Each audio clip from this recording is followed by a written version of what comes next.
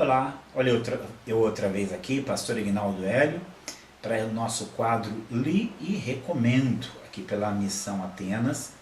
E eu quero falar um pouquinho mais, nós sempre estamos abordando alguma coisa a respeito de leitura e de livros. Então eu gostaria de começar perguntando o que você faz quando você lê um livro? Você simplesmente o lê, ou você faz algum tipo de marcação que vai ajudar você a guardar o conteúdo de uma maneira melhor e que vai ajudar você posteriormente na identificação daqueles pontos que você achou que foram interessantes. Como é que você faz? Eu sei que há pessoas que para ela um livro é algo muito especial, então ela não se sente bem quando faz alguma anotação, quando ela faz algum risco no livro. E eu respeito essas pessoas, é a maneira delas enxergarem, mas eu gostaria de chamar a sua atenção de que o livro em si, o objeto livre em si, embora seja precioso, ele não é sagrado. Sagrado, ou digamos assim, importante, é o conteúdo que está nele. Este conteúdo é que vai formar a sua mente, é o que vai basear as suas opiniões, é o que vai solidificar seu pensamento, suas ações. Então, mais importante do que conservar o livro bem, que também é um valor, mais importante é você reter o conteúdo desse livro e tê-lo em você, na sua mente, de uma maneira prática. Então, o que eu quero aconselhar você aqui? É que você use um sistema de destaque para as leituras dos livros. Então, esse livro aqui, que inclusive eu vou falar dele hoje, você vai observar o quê? Que ele é um livro bastante marcado, com muitos riscos, está vendo? Então aqui você tem riscos, algumas vezes você tem diversas notas diferentes, ó, dá uma olhada aqui, né? Você tem quadros, você tem letras, você tem anotações, você tem símbolos. Então há uma série de fatores aqui que fazem com que o livro ele seja destacado naquelas partes que mais interessaram. Ó, inclusive aqui, ó, cores diferentes até, né? Você tem aqui cores diferentes marcando este livro. Normalmente, quanto mais interessante, mais importante um livro para mim, mais marcado ele está. Com comentários, com todo um simbolismo. Eu crio todo um simbolismo de indicações. Às vezes aquilo significa que eu vou usar aquela frase em algum escrito, às vezes significa que eu vou usar aquilo em algum slide, às vezes significa que eu vou colocar aquela frase numa rede social, às vezes tem um sinalzinho que indica que eu vou pesquisar mais tarde sobre aquele assunto, e daí por diante. Então essa é uma maneira muito rica de mais tarde eu pegar esse livro e eu olhar para aquele livro e ter ali os elementos que mais me chamaram a atenção e que são importantes e que vão ter uma função no dia a dia. Então eu gostaria de desafiá-lo, é um costume que eu tenho.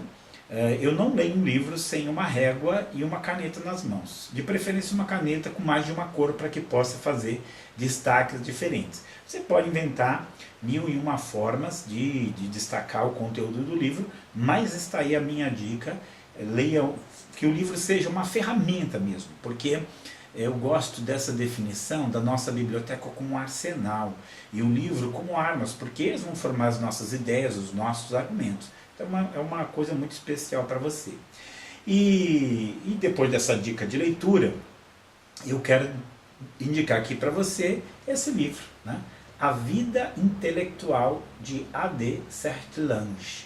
Esse livro aqui foi escrito na década de 30 e 40, na França, e eu quis compartilhar esse livro porque há alguns livros que eu digo assim que eu gostaria de tê-los lido há 20 anos, 30 anos atrás. Eu gostaria de ter lido esse livro, A Vida Intelectual, Seu Espírito, Suas Condições e Seus Métodos, há 30, 40 anos atrás. Eu gostaria de ter tido a oportunidade de começar a minha vida intelectual, de começar a minha descoberta do conhecimento com alguma orientação. Porque normalmente a gente vai lendo qualquer coisa, a gente vai lendo de qualquer maneira, a gente vai até aprendendo, mas muitas vezes de uma maneira muito atropelada. Então eu imagino que se você se interessou em ver esse vídeo, esse quadro, li e recomendo, você é uma pessoa que gosta de ler. Mas não basta ler, nós temos que ler com eficácia, nós temos que ler com alguma forma de princípios que nos orientem, que nos norteiem. Então eu indico muito esse livro, Vida Intelectual. Por quê? Porque, primeiramente, ele é um livro que vai colocar a vida intelectual como um papel importantíssimo na vida de uma nação. É muito interessante porque no prefácio aqui, da última edição, de 1945, ele diz assim que agora é tempo de reconstruir. Então ele percebe que depois daquela catástrofe nazista, nós precisaríamos de pessoas que estariam pensando, que estariam usando a sua mente, estariam usando o seu intelecto para reconstruir aquele mundo devastado pela guerra. Então ele percebe o papel do trabalhador intelectual, que é um papel essencial nesse mundo. Em segundo lugar, eu achei assim, maravilhoso esse livro, porque ele vai falar da vida intelectual não como uma coisa passiva, uma coisa mórbida. Você pensa às vezes que ele vai falar para você ficar trancado dentro de um quarto, lendo, e você vê que não é nada disso. As orientações dele, inclusive, tem orientação dele para ler pouco.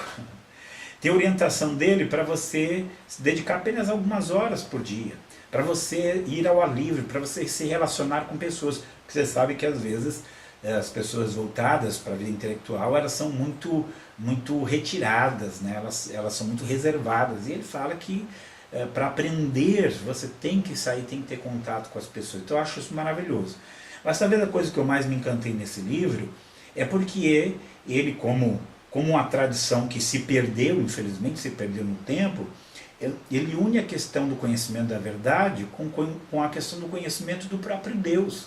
Então, para você conhecer a verdade, para você aprender, você precisa estar em contato com Deus, que é a realidade primeira e a realidade última de tudo. Então ele é um livro a busca pelo conhecimento não exclui Deus. Nós estamos cansados já de uma filosofia materialista, naturalista e ateísta, que se você é um intelectual, se você é um conhecedor, então você não crê em Deus. Ou se você crê em Deus, então você é uma pessoa sem conhecimento, sem intelecto, sem razão. Então essa dicotomia entre conhecimento e uma confiança em Deus não existe no livro. Aliás, é algo que ele trabalha maravilhoso. Então tá aí minha dica, A Vida Intelectual, a Desert Lunch, é realização, é editora. E mais uma vez agradeço aqui a sua atenção, se inscreva aí no nosso canal, dá um like aqui nesse vídeo, e que Deus abençoe você, e até o nosso próximo Li e Recomendo.